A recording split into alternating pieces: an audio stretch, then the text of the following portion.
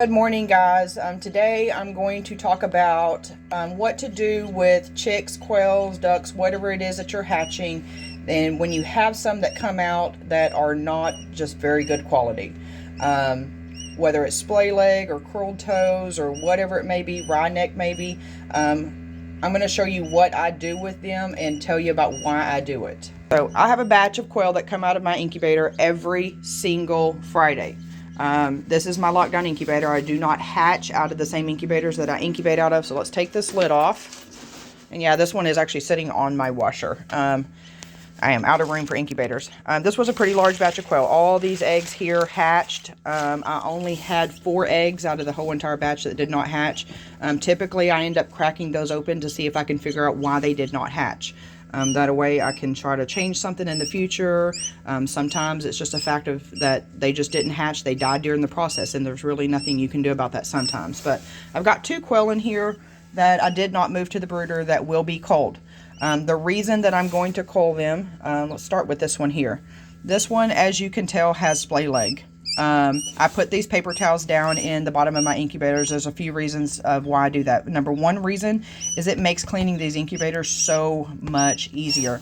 They have a plastic mesh down here, and when all of this poop gets onto that mesh, it is so hard to clean it. So this is one way to help keep your incubator a lot cleaner. You do still get some poop around the sides. You can put more paper towels in there to cover those sides if you want to prevent that, but the paper towels also help prevent splay leg. This plastic gets so slick when they are hatching that humidity is high, and they can slip and cause something like this to happen. Now, as you can tell, even with paper towels, it can still happen. I do not have this happen very often, though, and I wanted to take this moment with these 2 particular quail as a kind of a teaching moment and show you that it still can. It's probably not something that you did, and it's just a learning experience that you can go through.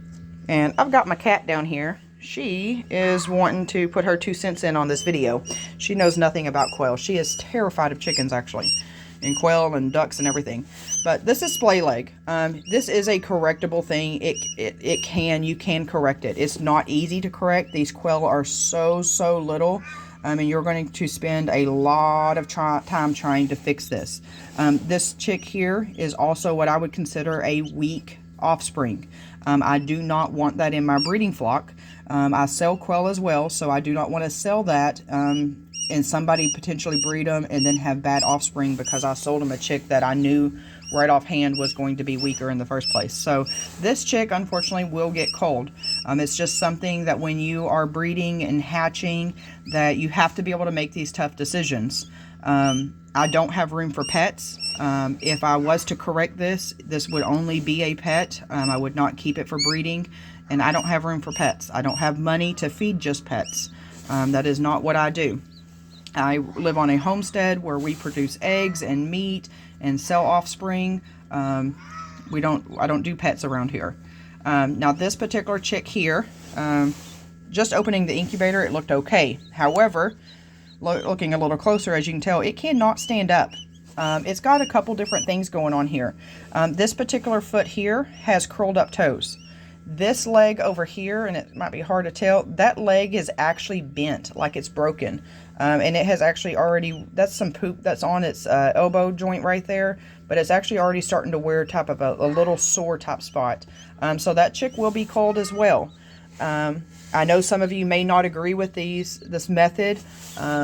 You see the little chick, they're suffering. And that is another reason why I cull them. This is not a good quality of life for these chicks.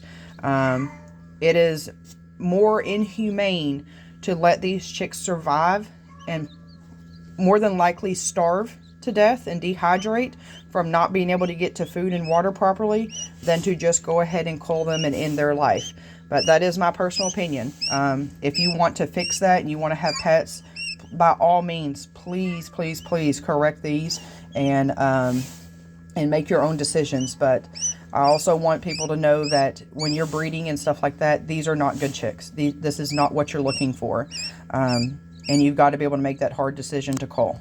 If you don't think that you're going to be able to cull, then you do not need to be hatching more than likely. It's just It's a hard thing that you got to do. The more you do it, honestly, the easier it will get for you. Culling these little guys will be very, very easy. When I take this incubator here in a moment to go and clean it, I will take a pair of poultry shears, kitchen shears, and simply just cut their head off. It ends their life all at one time. It's very, very simple, and their pain and suffering has ended at that point. I work full time and I do not have time to dedicate to saving chicks like this. And like I said, they're weak. I don't want weak chicks in my flocks. So that is the reason. But I just wanted to take this moment and let people know that I know it can be very, very hard for some people. Don't feel bad about having to do it. You are doing the right thing if you choose to cull them.